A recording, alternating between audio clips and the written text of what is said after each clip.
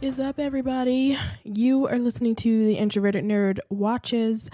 I'm Reese, and today is all about Black Lightning because I watched season 1, episode 11, Black Jesus, the Book of Crucifixion.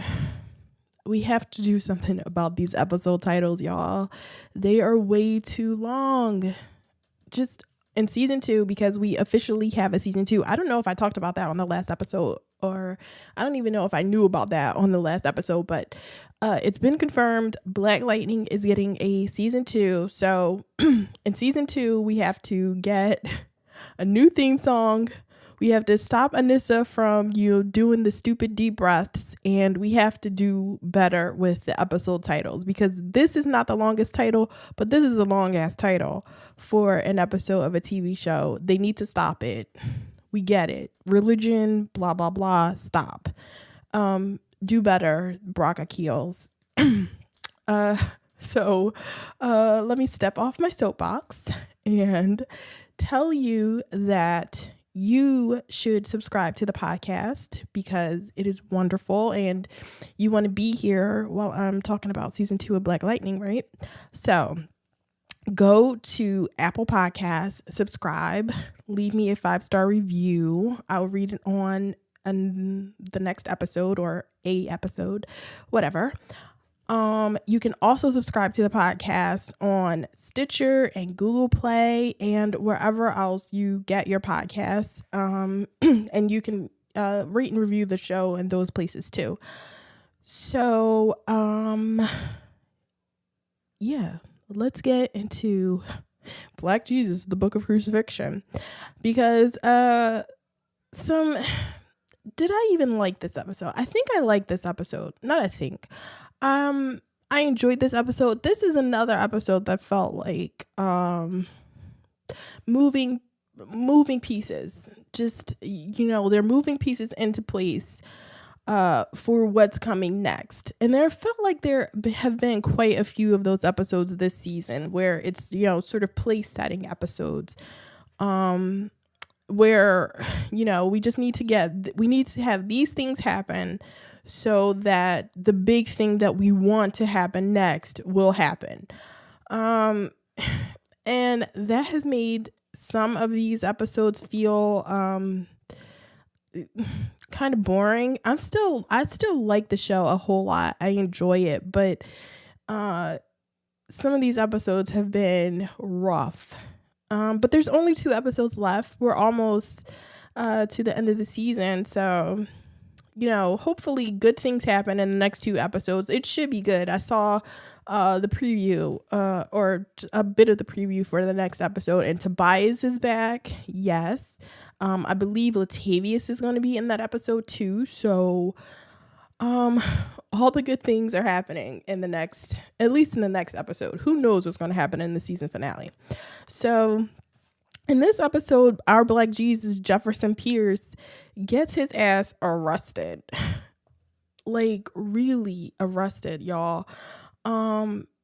It's crazy because, okay, VP Thirsty is, her job is kind of like, her job is Gambi's former job plus a little bit more, I think, because she is tasked with I believe she's tasked with moving the pods of the children that are in the pods, moving all those pods to a new facility, and they get to the new facility in this episode, and keeping watch over, or sort of being the head of the group that keeps watch over the pods and to keep them alive, because she says to the doctor that works there that, he has to make sure all of these kids stay alive, because she doesn't want to have to go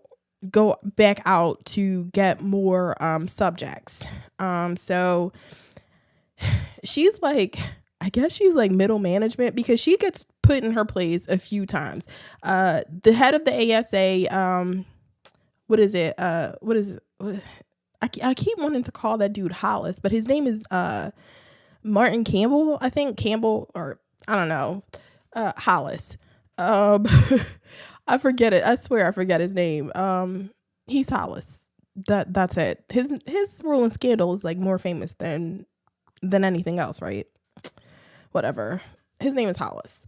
Hollis is he's not in the episode, but I would every time she like typed she has all these like security measures she goes through. The tech in this episode is crazy. She turns her iPad into like a full hand scan thing where it reads her handprint, her entire handprint on her screen, and she pulls up encrypted files and all this stuff. So but every time she contacts him, she she's trying to make a point, and he keeps telling her, your job is to do such and such, basically, girl, stay in your place. I told you what I wanted you to do.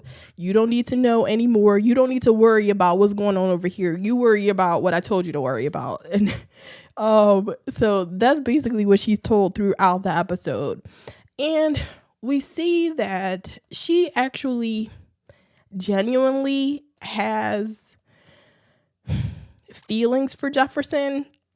She seems conflicted about the things that she has to do as it pertains to Jefferson. But she still does it. So she's told to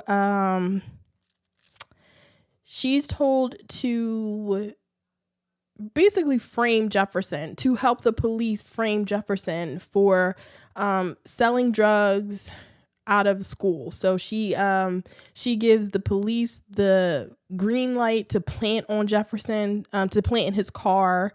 And this is all in service of having Jefferson arrested and then having him taken to a black site where what Gambi says is they'll kill him. So, and she seems sad while she's doing it, but she's still, I guess you just don't fuck around with the ASA, because she seems sad about doing that to Jefferson, but she doesn't seem that sad about what she's doing to these kids the way Gambi was, because this is really similar to what Gambi did. And I was like, I've been on top of VP Thirsty from the very beginning, right? Like from the first episode where she's telling Jefferson, you can talk to me. I was like, no, girl, stop it. I was telling her to stay in her place back then. But she, I knew she was up to no good. I didn't think she was up to this kind of no good. I didn't think she was like ASA type shit. I thought she was really trying to get Jefferson's job.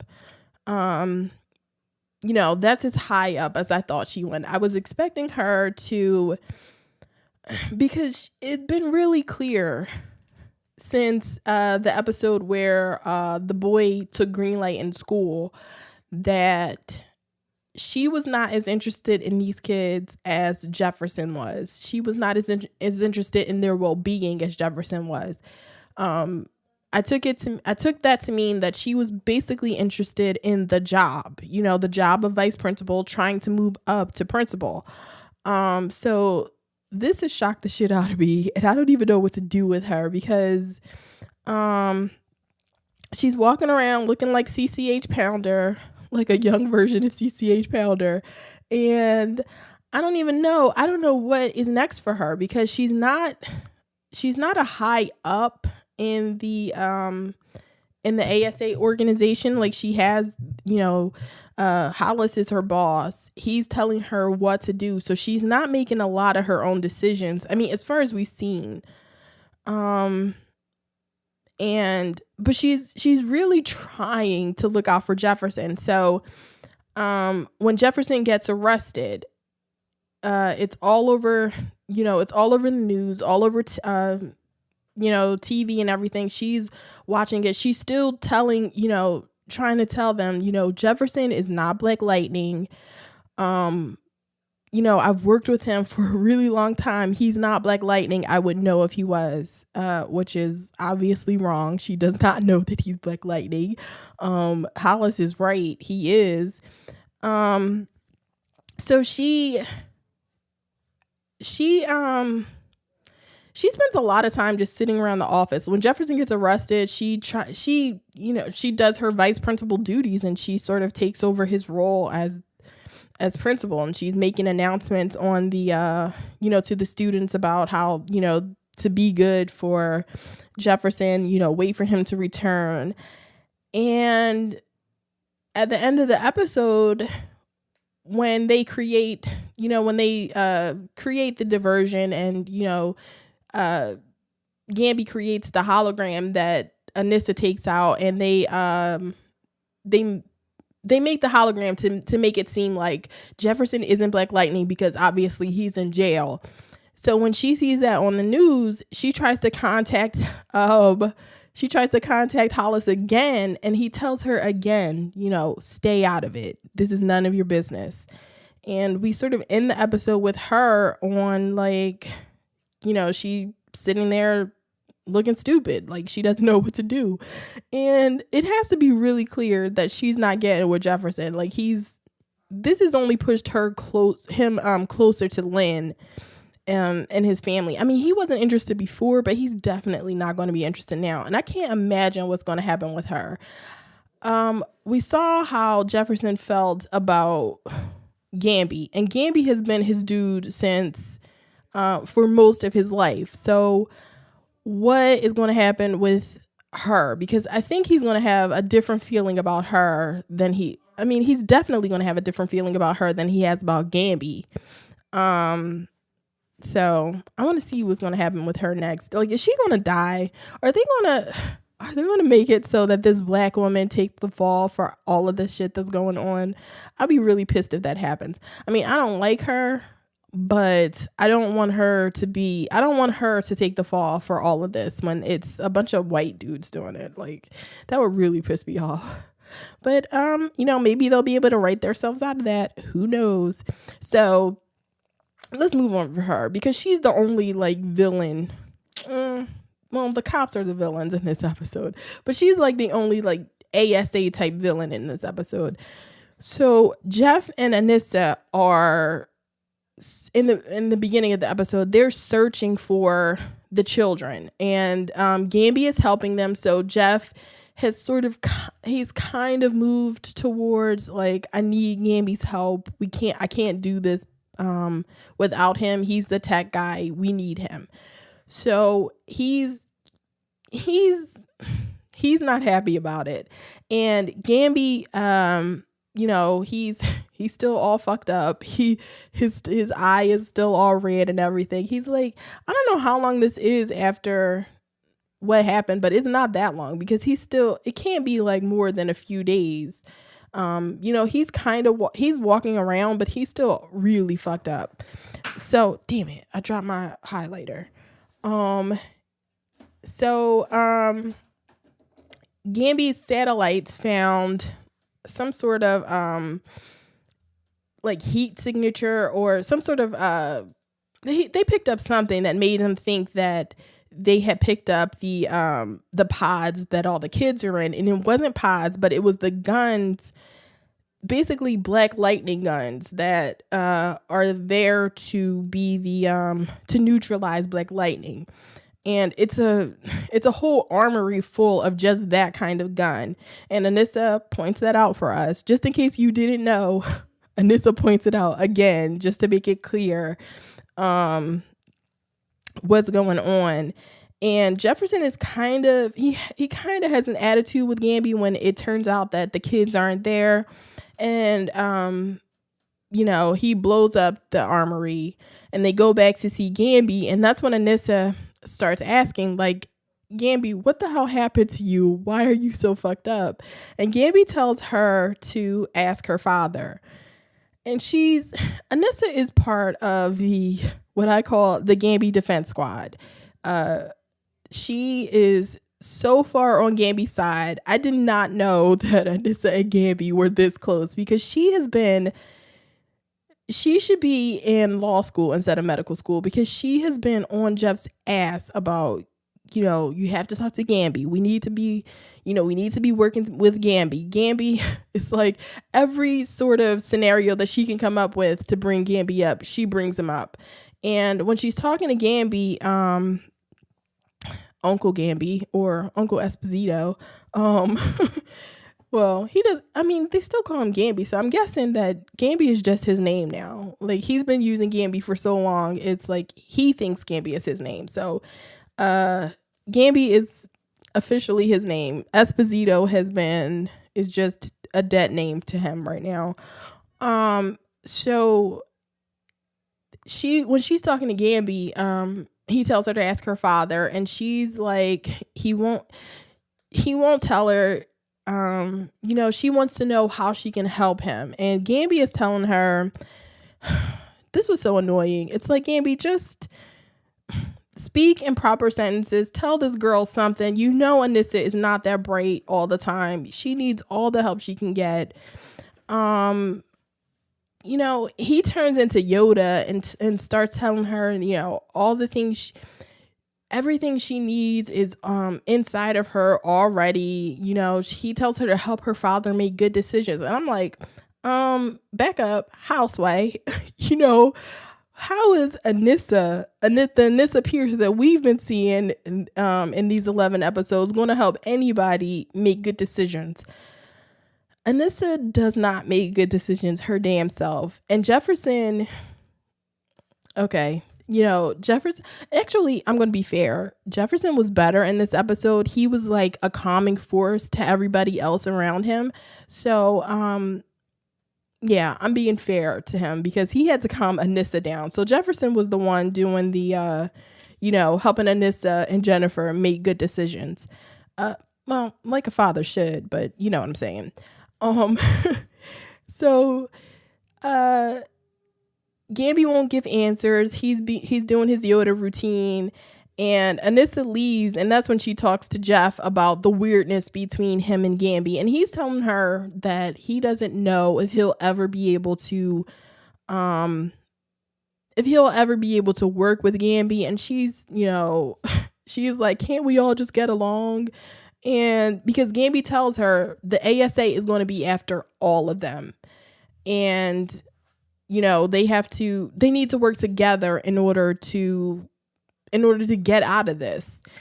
And so Jefferson he's not wanting to work with Gambi, and fortunately that gets taken care of because he gets arrested like right after this. So he goes to school the next day, and Jefferson is this only happened in this episode because of the arrest that's about to happen next. So he's standing outside the school greeting all the students so that they can show us how good of a principal that Jefferson is, as if they haven't been telling us that the whole damn time. This didn't piss me off, but it was like, okay, we get it. Jefferson is they call him Black Jesus. We get that he's a good principal and that he's been helping these kids a lot. So he knows all of the kids' names, which is really crazy to me because I cannot remember. I don't even remember my principal's names in any of my schools. I remember my vice principal from grade school. Her name was Miss Chisholm. Shout out to Miss Chisholm if she's still alive. I remember my, what did they call it in middle school? I forget what it was called, but, the dean. I remember my dean from middle school, and they were there was like principals. The principal was the highest person. We never saw them. And then there was the deans for every grade. And I remember two of my deans, Dean Morlitz, Mr. Morlitz, and Dean Smith. Shout out to them because those are the only two I remember from 6th and 8th grade. So Mr. Morlitz and Dean Smith, shout out. So the fact that Jefferson as the principal knows all of these students' names is like, it's an amazing thing that he knows all of these students in high school. So how many students are in this high school? This is a public school. I don't know. we get it. He's a good guy. He's a good principal. So, and there are white kids that go to this school too. I didn't know that. I mean, we see white people. I mean, Gambi lives in the neighborhood. And we see white people around sometimes, but I was like, where the hell do these white kids come from? Oh, but okay. I accept them. You're welcome, white people. See how welcoming people of color are? We're too good to white people. Anyway, so while Jefferson is doing that routine, he gets into school and Jefferson teaches a class too. Like, what does the principal do? I thought the principal was like an administrative type of position. Like, the principal dealt with all of this. Like, you have the vice principal to deal with all the student shit, and then you have the principal doing all the administrative stuff. So that's how I thought it was. But Jeff is like Superman, and he does it all. So while he's doing all that, Vice Principal Thirsty is out here kidnapping the kids and taking them to black sites. So delegate some more, Jeff. You need to keep a watch over her. So while Jeff is teaching a class, the police roll up outside the school. They start checking his car. They're really causing a scene because all the students start standing up. They're looking out the window.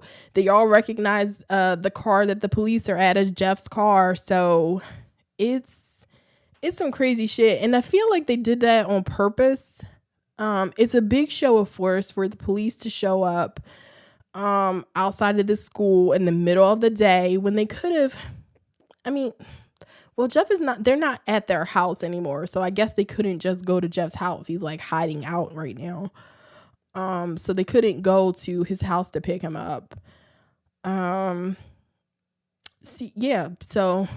I was about to be pissed, but they don't know where he is right now. If he's not at home, we don't see the police going to his house, but I assume, but I'm not going to give these police the benefit of the doubt because they're racist as shit.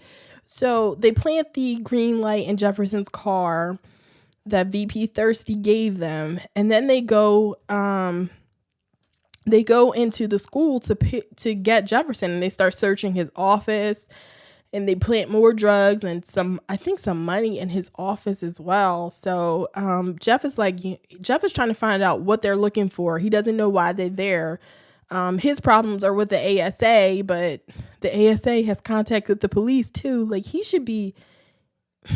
I feel like he should know that. He should know that whatever this is, because he keeps acting like he doesn't know what this is about, but maybe I was just mistaken. I just watched the episode, so maybe I'm kind of mistaken. I'm getting things mixed up, but he seems like confused about what's going on. And I'm like, nigga, if the ASA is after you, they're a government organization. If the police are after you too, some shit. It's with the ASA. It's all connected. I would not be like, Jeff seems surprised, and I'm like, no, you should not be surprised. So the cops are like, they need to let us know that the cops are racist. So the deputy chief, what is he called? Deputy Chief Kamen. He's the racist cop with the racist cop mustache. He has like the broomstick mustache. It's like he and the bald head. He's so racist. Like, he doesn't even say anything like super racist. Not like he calls anybody a nigger or anything, but it's like, oh, he has a racist face. Shout out to that guy for being the white cop that's out there playing all the racist cops, because I swear, I don't know if I've seen this guy before, but I'm almost positive if I looked up his IMDb that he would be playing like a racist cop or a racist farmer or just a racist white guy and a ton of stuff. So Jefferson's asking questions, and this guy is like, he's like, no, arrest him, put him under arrest. And when Jefferson starts asking questions, they start pulling out their guns. Like, Jefferson is not moving. He is just asking questions. They pull out their guns, and the guy is like, are you resisting arrest? And it's like, this show, I love it, but it's really heavy-handed. We get it.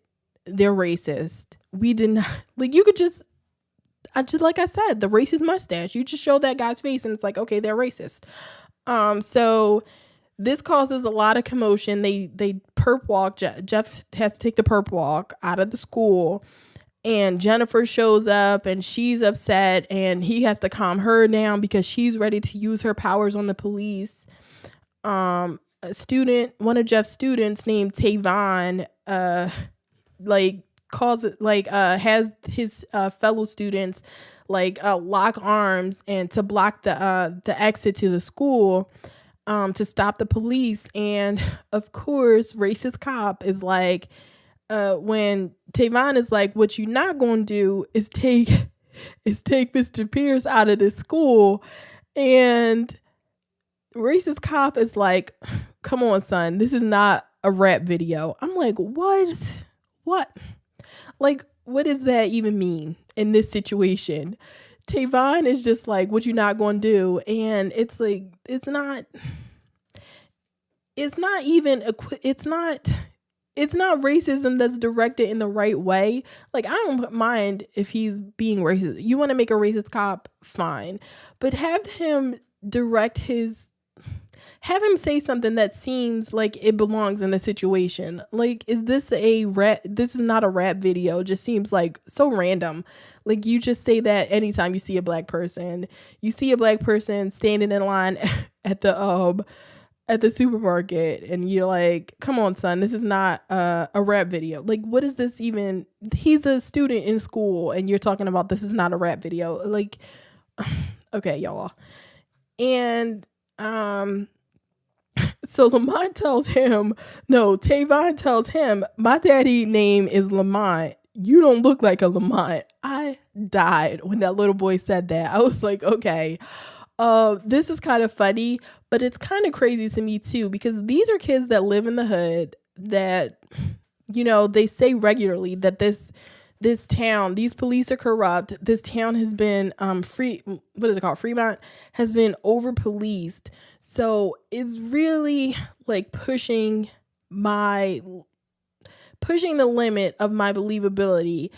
When you have these kids running up at some white cops like this. Like, come on now, you know better than this. Like, you can't on one hand be a TV show that wants to bring up these important issues that happen in the black community, and then simultaneously have the black people on your show acting like they don't know what's going on.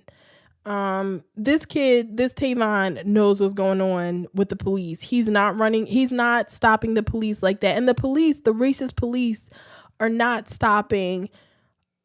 just making comments about, calling him cuz and saying this is not a rap video. These police are pulling out some guns, just like they did on Jeff. They would pull out some guns on these kids and say, get the fuck out of the way.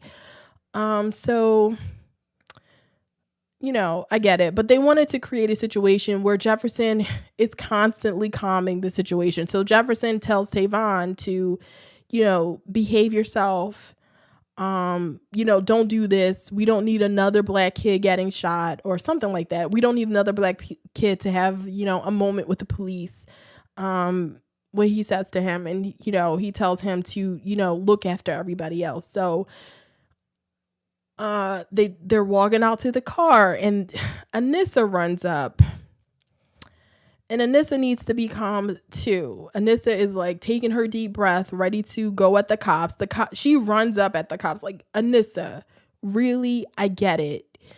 You see your father being arrested. I understand. But Anissa is an activist. She has been arrested twice in this show that we've seen so far. Girl, you don't run up on the police like that. You just don't. It's just, that was crazy to me. And as somebody who's been there while a relative of mine was being arrested, I would not have ever run up on the police like that. And maybe Anissa is becoming more bold because she knows she has powers to defend herself, but no, You're an activist. You know better. I didn't like this at all, that she just ran up on the police like that. And it wasn't believable to me that she would do that. But Jefferson has to calm her down too. And, she's taking deep breaths and she wanting to, I don't know what she thought she was going to do. Like, you were going to attack the police and then what?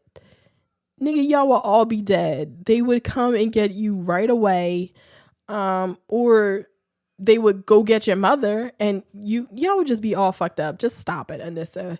You didn't want any of that. Just let them take Jefferson to the police station and, deal with everything that happens later. So, when they go to they take Jefferson to the police station, and this is when we see Henderson for the first time. Henderson had no idea that Jeff was being arrested, and he goes to talk to Deputy Chief Kamen, and he's like, he calls him to his office, and I'm like, okay, I have all kinds of questions about who outranks who here, because I thought that racist cop with the mustache was higher ranking than Henderson. I believe he is, because Henderson is an inspector. Racist cop is deputy chief. Excuse me.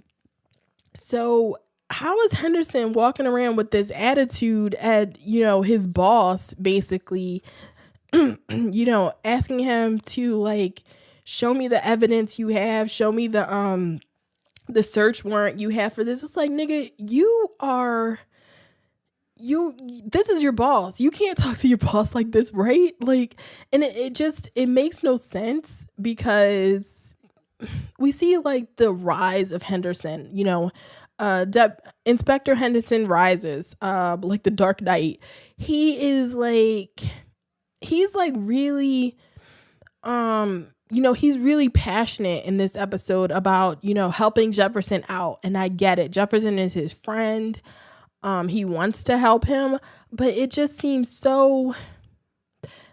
See, I have been giving Henderson the benefit of the doubt in these first few episodes, because I was like, okay, Henderson is a guy that he's a black cop in a racist, white, sort of police station. This police force is like majority white, very racist and very corrupt. He's not that way. He wants to do things by the book. And I understood that. And I thought that since he was in a lower position, since he's an inspector and he's got his higher ups are the ones that are corrupt too, I thought that was why he was trying to, that was why he sort of, his hands were tied and everything. But in this episode, it's like he's calling in favors and he's just doing a ton of shit. And it's like, okay, why weren't you doing that earlier? Why weren't you working toward this earlier in the season? Because they make him, they make people call him an Uncle Tom, and they, Anissa had that little run-in with him when during the family dinner. So I don't know. I think they've done a bad job with Henderson, because I don't think we're supposed to look at him like, we're not supposed to be thinking he's an Uncle Tom, right? We're supposed to be thinking this is just a good cop who happens to be surrounded by a lot of bad cops, and he's just, he can't do anything about it. But apparently he could. He just needed the motivation, which is his friend being arrested, to get off his ass. So, Henderson actually gets threatened in this episode. He tells racist cop is like, when Henderson is questioning him about the Jeff and why Jeff has been arrested, racist cop is like, I hate to see anything happen to you. And then Henderson makes this comment that I had to look up, and I'm looking up like slang dictionaries and shit to find out, like, what the fuck does this mean? So Henderson says you have to bring ass to get ass. And I was like, wait, what? This is like some weird 1970s saying that I have never heard before. But when you look at that phrase, bring ass to get ass, the original Biggie Smalls comes up, which is this movie from like, I'm guessing the 70s or maybe 80s with the dad from Good Times in it. It's like, that shit was crazy. I was like, wait, what the fuck does that even mean? It basically means that you have to be willing to, you have to be willing to, you have to be willing to take risks to make a gain. So Henderson's telling him, you ready for this fight, basically. And but Henderson can't carry that. I don't know. He was off to me in this episode. His acting. It was kind of weird. He just seems kind of like a punk to me. That's what these 11 episodes have done. They made Henderson seem like a punk, so that even when he's having like his rise and he's like coming into his own, and they're turning him into Jefferson's who's the dude from Batman? Gordon. He's becoming Batman's Gordon, but he's kind of weak. Henderson's really weak. They did a bad job with that. So, what they do in this episode is there are not very many black cops, but they make sure they always have a black cop there to handle Jefferson. So when they're arresting Jefferson, the black cop is the one that slams him up against the wall and cuffs him. When he gets to the station and he's getting strip searched, it's the black cop that's strip searching him. When he's being walked to the interrogation room, it's a black cop and a white cop, but a black cop is there they rough him up in the hallway for no reason. It's like the cops were just super extra for no damn reason. I don't know. Just to show us how bad the cops were, as if you didn't know, if you were thinking that they might be kind of good, that there might be some good cops. No, you were mistaken. All of the cops, except for Henderson, are, pieces of shit. So Henderson's trying to talk to Jeff. He's interrogating him. He's the one that goes to interrogate him first. And they can't talk because everything's being recorded. And Henderson is like, he's trying to get anything out of Jeff. So he's asking him about Lala, his connection to Lala. And Jefferson, because of the deal he worked out by, going to Lala and asking him to make Garfield High School off limits, it looks a little bit bad for him because Lala is a known drug dealer. And, going to him and making, backroom deals, even if it is to keep him out of your school, looks kind of bad. And so this leads Henderson to ask, if you don't have a connection to Lala, why were your daughters taken? And Jefferson can't answer any of these questions. And fortunately, all of that is held up because they find out that Jeff is like, he's been taken, his case is now a national security type of thing. And Henderson is like, whoa, what the fuck is going on with you? Henderson goes to him later in the episode. He's like, help me out here. Help me help you, Jefferson. Like, you have to give me some information. And Jeff is like, nope, he won't say anything. Lynn goes to the station to try to see Jeff when he first gets arrested. She can't get in, and she talks to Henderson, and Henderson asks her, Lynn, he's trying to calm her down. He's like, hey, do you trust me? And she's like, nope. And I'm like, damn, Henderson cannot catch a break. He gets shit on by everybody. He can't be redeemed, I don't think. Like, it's going to take a lot for him to be, and I'm not even like one of those people that hated Henderson. I thought I understood him, but he just looks like he gets punked every time, just like in every way. Lynn doesn't trust him, but she's like, hey, I know Jefferson does trust you, so I'll stick with you, or I'll let you help, or whatever she says to him. But he just can't catch a break. And it would be kind of sad if it wasn't so damn funny. So like I said earlier, Gambi comes up with a hologram that it's a prototype. It's never been used before. And he and Anissa, because Anissa wants to go and break Jeff out, and she wants to just burn shit down, break him out to get him out of jail. She doesn't really have a plan. She's just being her usual Anissa self and not having any self-control, and just not thinking about what is supposed to happen next. And like, fortunately for them, Gambi is around, because Gambi is the one that's like, hey girl, if your dad wanted to get out, he could. So it's not about you going down there and just breaking down doors. We got to do something smarter, because the ASA is on his ass. On all their asses.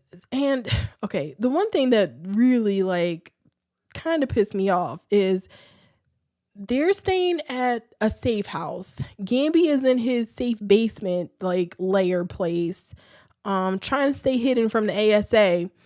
But Anissa goes to Gambi's his tailor shop in broad daylight, opening the door. She has a key to the shop and everything. And it's like, girl, what are you doing there in the daytime? And she like looks over her shoulder to like see if anybody's looking at her, but it's like, no, you don't go there in the daytime. You wait until you can, you just wait until it's dark. Like, you have to wait a few hours. You can't go break out your dad right now. Wait a few hours, sit your ass down and wait till it gets dark outside. So, and then go see Gambi and you can figure out what to do, but you don't go see him in the daytime. It was like, it was so stupid. It was like, Anissa, stop it, girl. So Gambi comes up with a hologram that is like strapped to Anissa, and she has to go and create basically a scene. She has to walk down the street as Thunder, because the name Thunder has spread. And so she walks down the street as Thunder, and Gambi has like a remote control van that comes out and almost runs her over. So that's the distraction they need to, and everybody's on the street looking at this, and they're all clapping and cheering for nothing. It's there's nothing going on. So the hologram comes up, and it looks like Jeff and Anissa are chasing this van down the street. The pedestrians are cheering, and it's all really silly, and they're buying into it. But this gets picked up by the news, and VP Thirsty sees that on the news. She sees that they have a video of Black Lightning and Thunder running down the street. So she's like, oh, bet I can get my man out of jail now. But she gets told to mind your damn business. And so that gets Jeff out of jail. That's enough proof to get him out of jail. Henderson goes to Jeff and, releases him. And then he goes up to Kamen, to Deputy Chief Kamen, the racist cop. And Henderson has just had enough. It's like black rage up in there.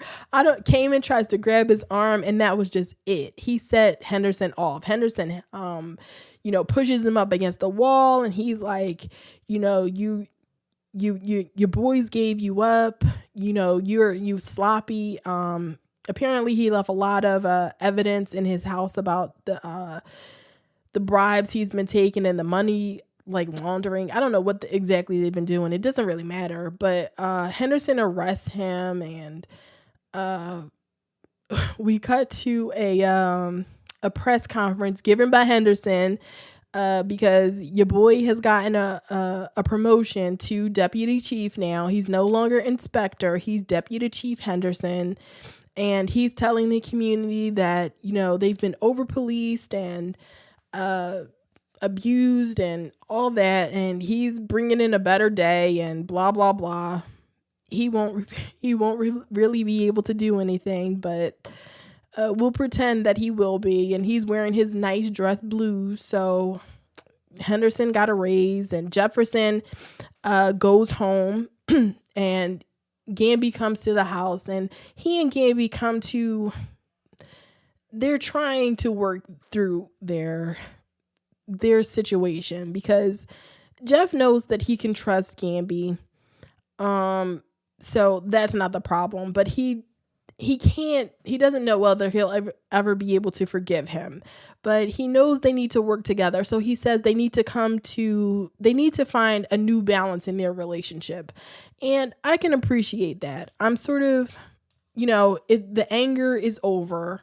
We're done with, the anger about his father and the lies and everything. And we're sort of in a place where it's like, we may not ever be able to forgive each other, or I may not ever be able to forgive you, Gambi, but we can still work together to save these kids. If you're really wanting to change your ways, if you really want to help me, help me save these kids, and we'll see if we can rebuild some of what we had before. So, that's really all Gambi can ask for. And that's all I can ask for as like a Gambi fan. Is for him to get another chance to because he's already proven that he loves Jeff and the family. The nigga got tortured, trying to protect Jeff's identity. So, he's more than proven that he loves Jeff, but, I think it's Jeff's being fair and saying, hey, I don't know if I'll ever be able to forgive you, but we can work together. We can try to do this. So, I appreciate that. And Gambi does too, because they go and they eat dinner together, and they, they pray around their food and whatever religious people do. And so that's the end of the episode. Like I said, it was a table setting episode. I missed Latavius.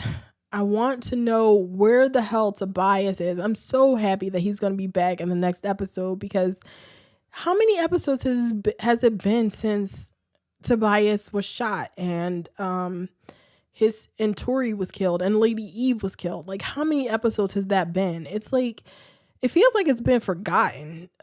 Because Lady Eve doesn't come up anymore, but they don't bring up Latavius anymore either. Like, Latavius was in the police station, murdered in the police station, and, he doesn't come up anymore. They don't mention his name. Like, this episode is the first time Latavius's name came up, and it was basically just like a throwaway thing. So I can't wait until they get back. Like, this was an okay episode. I didn't hate it. I enjoyed parts of it. The fight scene that Jeff and Anissa have, it wasn't a great fight scene, but I like seeing Anissa's powers. In spite of the deep breaths that she has to take, I like seeing, like, she does a thunder stop and she does a thunderclap, and that shit is really cool. It looks really cool. So, I like that. I want to see her use her powers more. I'll just mute when I see she's about to use her powers, so I don't be annoyed by the fucking deep breaths. So,